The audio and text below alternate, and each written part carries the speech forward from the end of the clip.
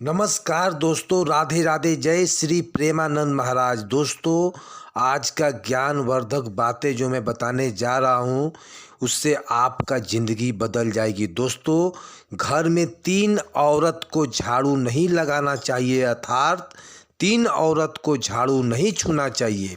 घोर पाप लगता है। यह गलती कभी ना करें, नहीं तो आपको बर्बाद होने से कोई नहीं रोक सकता। दोस्तों, झाड़ू तो सभी महिलाओं को लगाना चाहिए, परंतु 3 ऐसी महिलाएं हैं जिन्हें झाड़ू नहीं लगाना चाहिए। शास्त्रों में मनाही है इनको। शास्त्रों के अनुसार आज हम आपको बताएंगे कि वह ऐसी कौन सी 3 महिलाएं हैं जिन्हें झाड़ू नहीं लगानी चाहिए। उनके द्वारा झाड़ू छूना भी महापाप माना गया है। अगर आप अपनी भलाई चाहते हैं तो खासकर 3 महिलाओं को झाड़ू गलती से भी हाथ नहीं लगानी चाहिए। दोस्तों, आगे बढ़ने से पहले सच्चे मन से कमेंट बॉक्स में लिखें जय माता लक्ष्मी, क्योंकि झाड़ू माता लक्ष्मी का प्रतीक है। और हमारे चैनल को ज़रूर सब्सक्राइब करें और इस बेल आइकन को दबाना ना भूलें, क्योंकि हम ऐसी कई वीडियो लेकर आपके सामने आते रहते हैं जिनसे आपको फ़ायदा मिलेगा। दोस्तों, घर या हो या ऑफिस, उसमें इस्तेमाल की जाने वाली झाड़ू का बड़ा ही महत्व होता है। इसे लक्ष्मी का प्रतीक माना जाता है। लेकिन क्या कभी आपने गौर किया कि झाड़ू की वजह से घर में कई बार अशुभ चीज़ें घटने लगती है।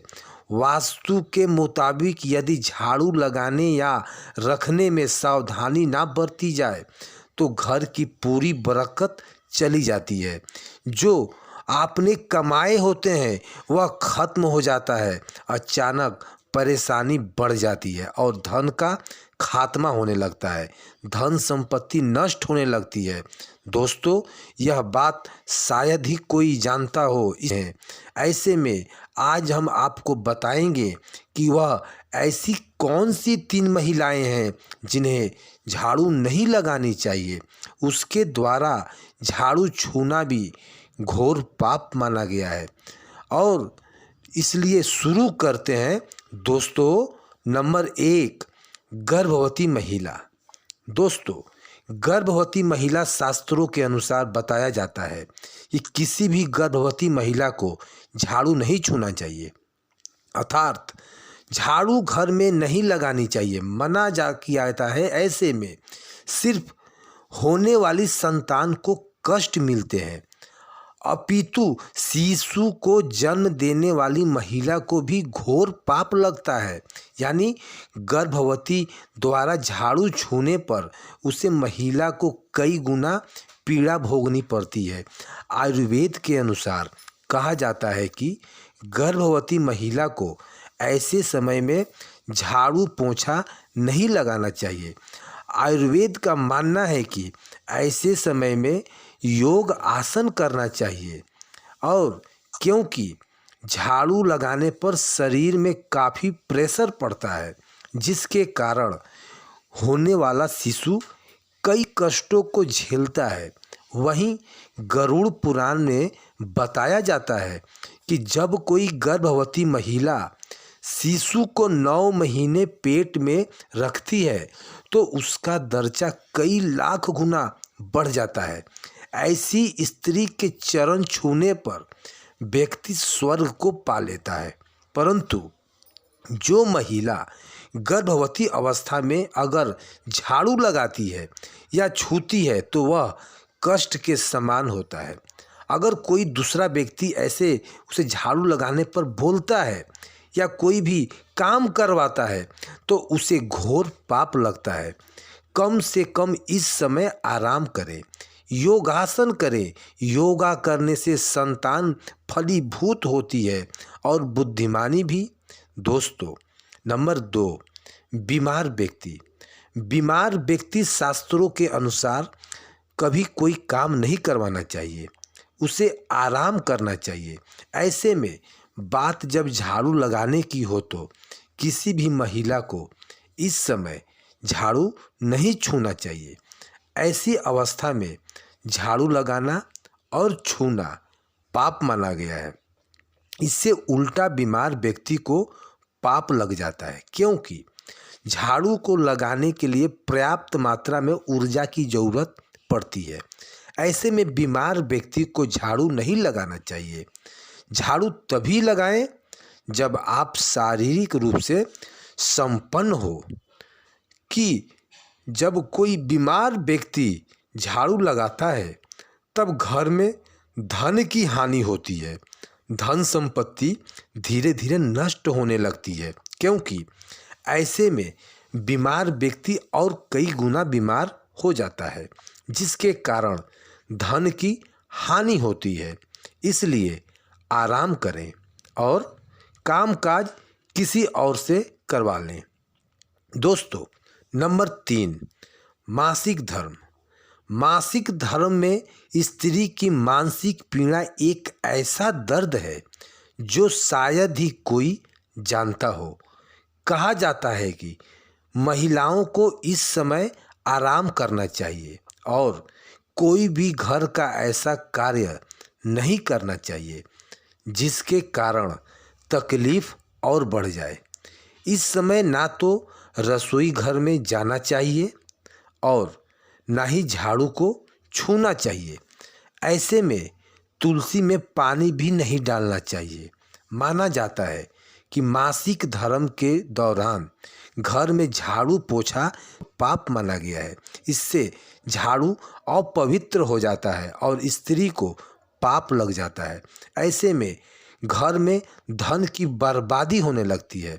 माता लक्ष्मी क्रोधित हो जाती है, क्योंकि माता लक्ष्मी नहीं कहती कि मासिक पीड़ा में आप झाड़ू लगाएं तथा पोछा लगाएं, बल्कि माँ ये कहती है कि ऐसे समय में स्त्री को आराम करना चाहिए। माता लक्ष्मी स्वयं कहती हैं, मासिक पीड़ा में स्त्री को अपना ध्यान अच्छे से रखना चाहिए और आराम करना चाहिए। ऐसे में जो भी व्यक्ति मासिक पीड़ा महिलाओं से काम काज करवाता है तो उसे भी घोर पाप लगता है, क्योंकि शास्त्रों में बताया जाता है कि ऐसे समय में नारी को विश्राम करना चाहिए। जब किसी महिला को मासिक धर्म आता है तो उसे दर्द को एक महिला ही समझ सकती। गरुड़ पुराण में कहा जाता है कि मासिक धर्म में ईश्वर की प्रतिमा भी नहीं छूना चाहिए। अगर आपका इस दिन व्रत हो तो आप व्रत का पालन वैसे ही करें जैसे कि आप बाकी दिनों में करते आ रहे हैं। मासिक धर्म में ईश्वर की प्रतिमा को छू नहीं सकते, घंटी भी नहीं बजा सकते।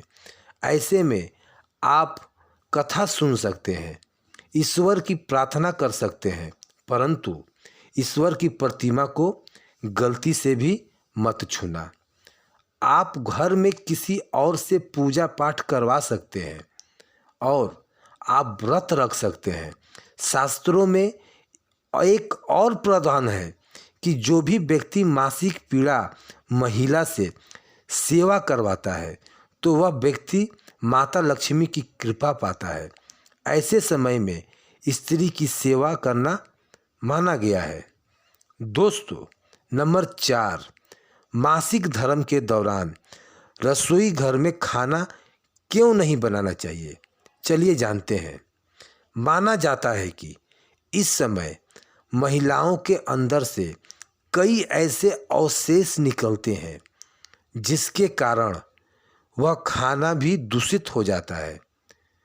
कहा जाता है कि परेशानी में आकर या दर्द में आकर भोजन बनाना या किसी को खिलाना स्वयं उस भोजन को जहर के समान माना गया है।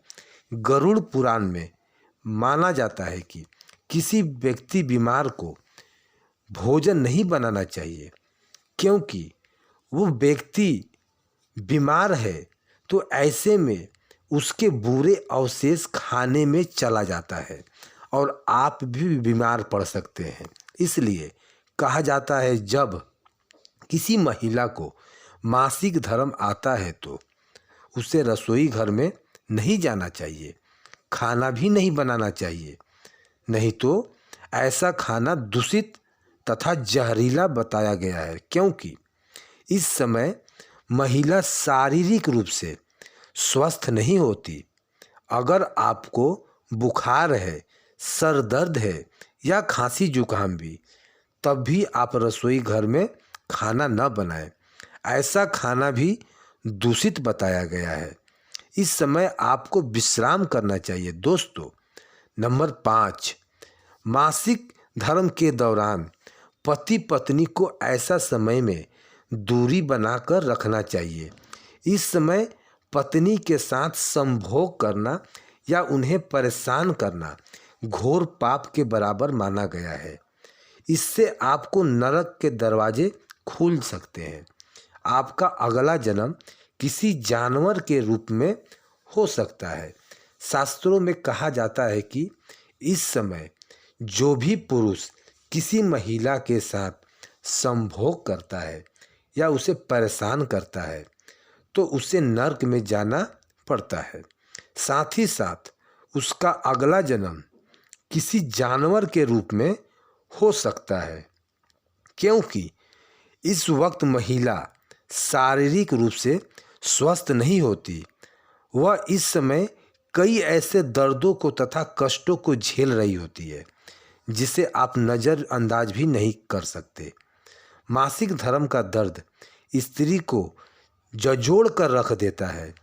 ईश्वर स्वयं कहते हैं, जब कोई नई मासिक धर्म का पालन कर रही है तो उसे कष्ट नहीं देना चाहिए, बल्कि उसे आराम करना चाहिए और उसकी सेवा करना चाहिए। इसलिए कहा जाता है कि मासिक धर्म के दौरान महिलाओं को ऐसा कोई भी कार्य नहीं करना चाहिए जिससे कि उसकी पीड़ा और बढ़ जाए। ऐसे में आप आराम ही करें और शरीर को साफ रखें। दोस्तों, नंबर 6, क्या मासिक धर्म के दौरान शिशु को स्तनपान कराया जा सकता है? आइए जानते हैं। हमारे शास्त्रों में ऐसा कहा गया है कि माँ का दूध कभी भी जहरीला नहीं होता। इसे अमृत के समान माना गया है। यह भी किसी भी परिस्थिति में दूषित नहीं होता। इसलिए मासिक धर्म के दौरान माँ अपने शिशु को स्तनपान करा सकती है, क्योंकि माँ का दूध सर्वोत्तम और अमृत के समान माना गया है।